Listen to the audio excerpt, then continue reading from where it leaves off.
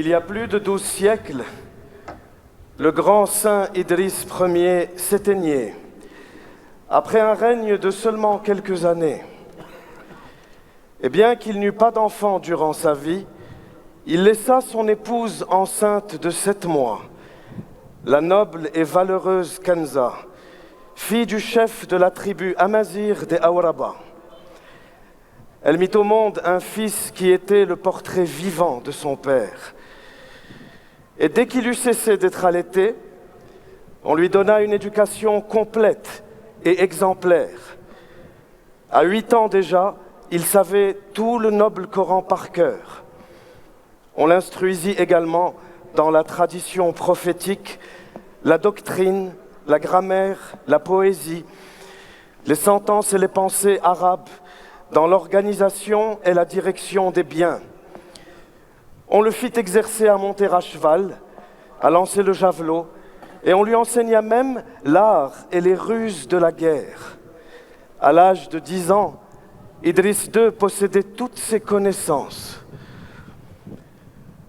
Alors on le présenta, ayant accompli sa 11e année, aux Amazirs pour le faire reconnaître comme sultan, à Volubilis. Idriss monta en chair pour prononcer son sermon. Les assistants furent frappés par l'esprit, par l'énergie et surtout par le sang-froid qu'il déployait si jeune. Et dès qu'il fut descendu, ils se portèrent en foule vers lui pour lui baiser la main en signe de leur allégeance. C'est ainsi qu'eut lieu la proclamation d'Idriss al-Azhar, dont la souveraineté fut reconnue par toutes les tribus locales et qui unifia par la même occasion le nord du Maroc. On raconte que des années plus tard, situé sur l'emplacement de la nouvelle ville qu'il voulait bâtir, l'émir était occupé à en établir les contours lorsqu'arriva vers lui un ascète chrétien, un homme très âgé qui passait sa vie en prière dans un ermitage non loin de là. S'arrêtant devant Idriss II, le vieil homme s'adressa à lui. « Que la paix soit sur toi, ainsi que le salut. Dis-moi, émir, que viens-tu faire entre ces 2 montagnes ? » « Je viens élever une ville où je demeurerai, où mes enfants demeureront après moi. Une ville où le Dieu Très-Haut sera adoré, où son livre sera lu, et où l'on suivra ses lois et sa religion. » Oh, dans ce cas, j'ai une bonne nouvelle à te donner. Écoute bien, émir.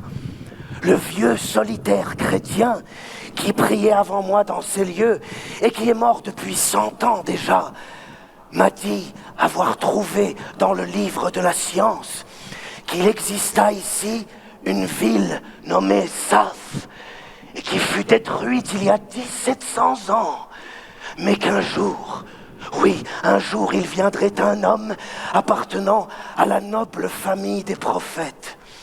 Un homme qui rebâtirait cette ville, qui relèverait ses établissements et qui y ferait revivre une population nombreuse. Oh, que cet homme se nommerait Idriss, que ses actions seraient grandes et son pouvoir célèbre, et qu'il apporterait en ce lieu l'islam, qui y demeurerait jusqu'au dernier jour.